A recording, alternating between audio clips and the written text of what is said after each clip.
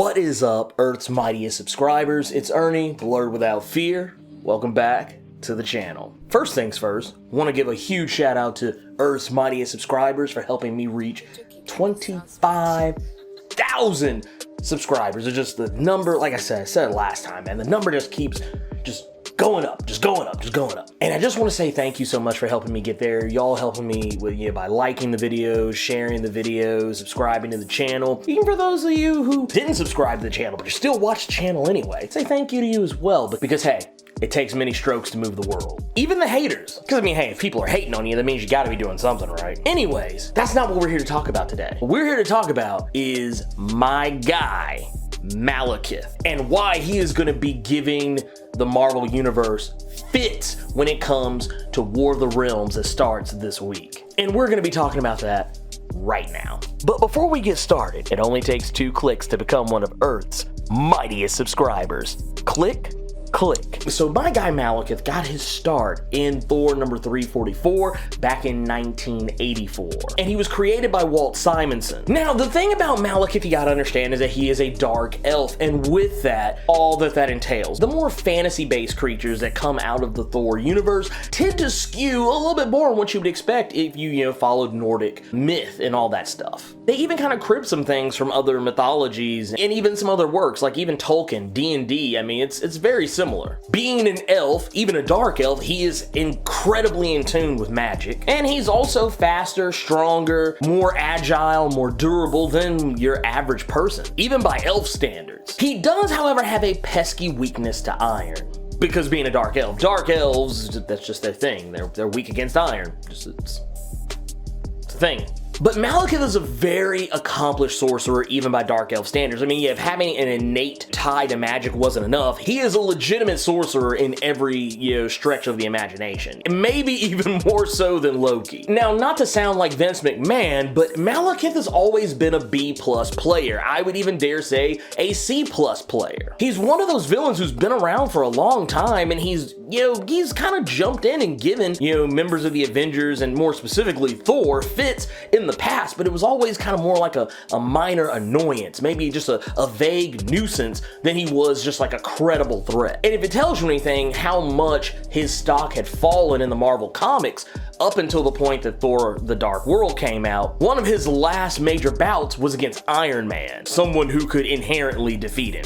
And even though Iron Man still had trouble with him, he still overcame Malekith. Malekith never really got any respect on his name until Jason Aaron and Ron Garney's Thor: God of Thunder Volume 3, The Accursed. And it's in the story arc that we learn that Malekith never really died at any one point, even though technically he had been killed off in the past.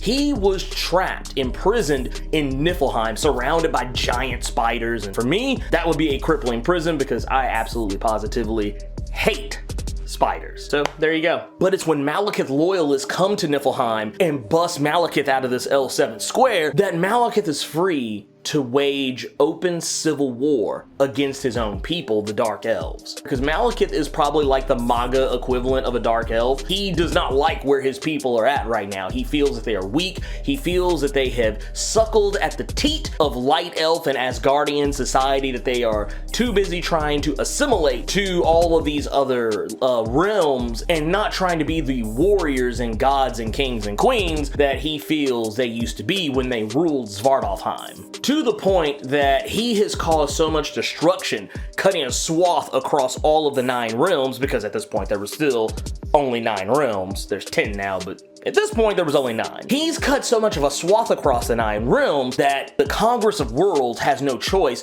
but to put together a League of Realms. Because the Congress of Worlds doesn't want to wage open war against Malekith, because technically, even though he is doing all these things, the bulk of Dark Elves aren't really getting involved. Like the actual hierarchy of Dark Elves, they don't really seem to be all that, concerned with it. And at this particular point, instead of risking waging war against all of the Dark Elves, they would rather just focus on trying to take out some of the Dark Elves that are actually causing the problem. So what Freya does is she recruits, of course, her son Thor, the God of Thunder of Asgard, Sir Ivory Honeyshot of Alfheim, Screwbeard of Nidavellir, Ood of the Trolls, Ogmander Drugelvlad Vinsuvius the 17th, a giant from Jotunheim, and last but most certainly not least, this one unplanned member, Waziria, a dark elf remnant of the Dovegut tribe that was originally slaughtered by Malekith when he first escaped from Niflheim. Not only were all her people killed, but she lost an arm in the mix as well, and she ain't too terribly happy about it, and she wants revenge against Malekith, and it's from here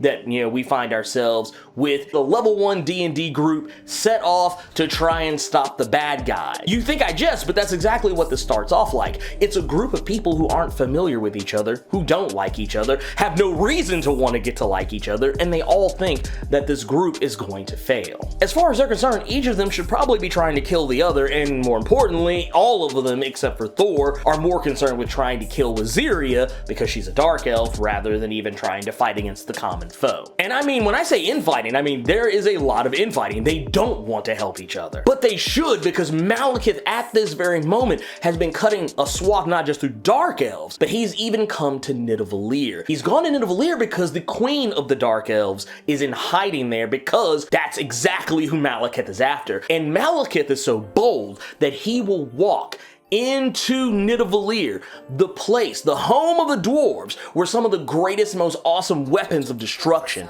have ever been crafted, and he will slaughter every last single dark elf, to the point they can't even tell if he actually killed the queen because there were so many headless bodies left in the wake of his entrance into Nidavellir. Malekith keeps embarrassing Thor and company even when they go as far as Jotunheim, because at this point Thor thinks maybe they could try to obtain allies in Jotunheim, but the thing is, Malekith is one step ahead of them. Malekith has gotten the most fearsome giants in all of Jotunheim, the most feared giants too, because if there's one thing that's always been made incredibly clear in Jotunheim, the only type of giant that people fear the most are frost giants. And Malekith has recruited them to help him take out everyone, to cull the world of all the weakest of dark elves, because as far as he's concerned, he doesn't want the youngest. They're not worth keeping. He doesn't want the oldest. They're not worth keeping. He only wants to keep those who fit somewhere in the middle, and more importantly, stand by his side.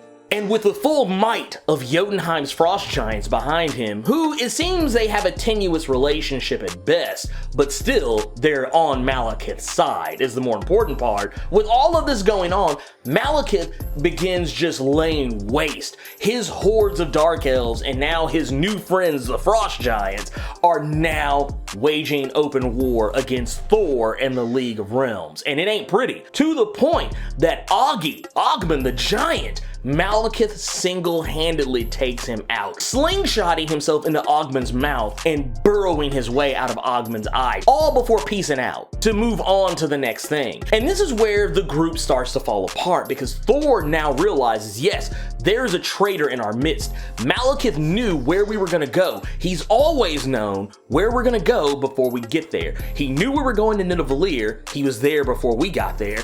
He knew we were coming to Jotunheim. He knew before we got there. Thor's even pretty sure that Malekith had to have had somebody waiting for them at a particular point when they were in Alfheim, so someone among them is the traitor. And even though all fingers are pointing at Waziria, Thor thinks otherwise, because as far as Thor's concerned, he thinks Ood the troll is the traitor because he is the one who has been fighting the least in combat. And he kills Ood against everyone else's wishes, even Waziria's. And Waziria is the one who has her neck on the line here, keep that in mind. But Malekith has pushed Thor so far that he was willing to kill Ood, and did kill Ood, crushed his skull with Mjolnir, and left him there in front of the League of Realms that is now a league of nothing because they've all fallen apart. And with Waziria being the only one still standing by Thor's side, Thor decides that it's time that they go to the one place Malekith may not think to go: Midgard. Thor knows where the secret hiding place of the elves are on Midgard, the High Council that has been trying to shield their presence from Malekith while they sort out other matters. And while they're having a trial by combat to determine how they're going to handle Malekith, by the time Thor gets there, Malekith is not far behind him. But it's here we realize that Thor was wrong about Ood. Ood was not the traitor. Waziria learns that Thor was the traitor, unbeknownst to him. When they were in Alfheim, one of Malekith's servants slipped some kind of a worm into Thor's mead, and it's pretty much caused him to leak information back to Malekith this entire time. But that's exactly what Thor was planning for. Because when Malekith Malekith attacks, and trust me, he does attack, and he gives Thor a run for his money, magicking Mjolnir away when he tries to throw it at him, removing Mjolnir from the situation, using his magics to try and fight Thor one-on-one. But it just so happened that the death of Ood was all a lie. The League of Realms was not finished, it was not done. I mean, technically it was, but we learned that Thor, as he alluded earlier in the book, happens to be skilled in some of the magics that Loki has often been accused of using for treachery.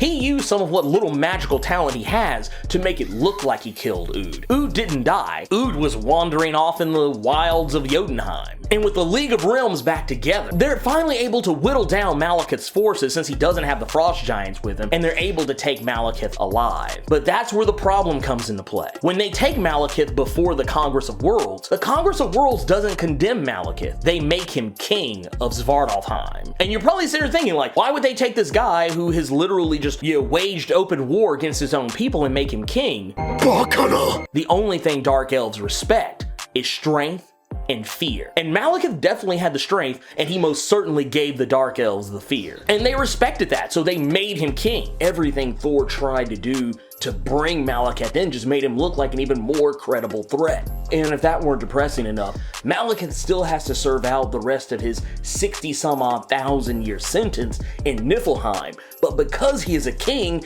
he can now invoke the right to proxy, so he can have someone else serve out his sentence for him, and none other than Rosaria steps forward to take on his sentence. But she's not doing it out of love for Malekith or anything like that. She does not care for him one bit. And I kind of get why she's doing it. She's doing it because if Malekith were to serve that sentence, there would still be civil unrest amongst the Dark Elves. So at the end of the day, after everything that has happened, Malekith still wins in the end. It may not be the shining victory that most villains strive for, but it's a victory nonetheless, and a really big one. He now is part of the Congress of Realms. Not only that, but because the Congress of Realms has their own League of Realms, he feels that maybe, just maybe, he should have one of his own. Because now that he has allied himself with the Frost Giants of Jotunheim, now it's time to speak with the Fire Giants of Muspelheim. He wants to build his own faction, and that's kind of where the whole War of the Realms deal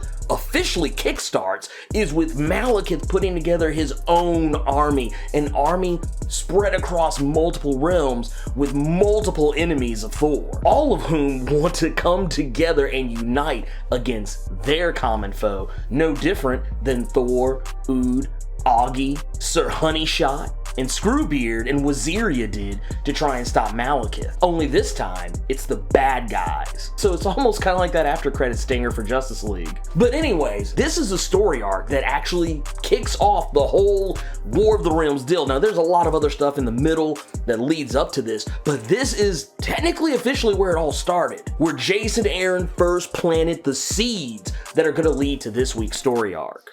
So there you have it. You now know exactly where all this began, and you now know why Malekith is such a credible threat, and why Thor is right to not underestimate him. But anyways, let me know what you think about the danger of Malekith and the upcoming War of the Realms. Sound off in the comments.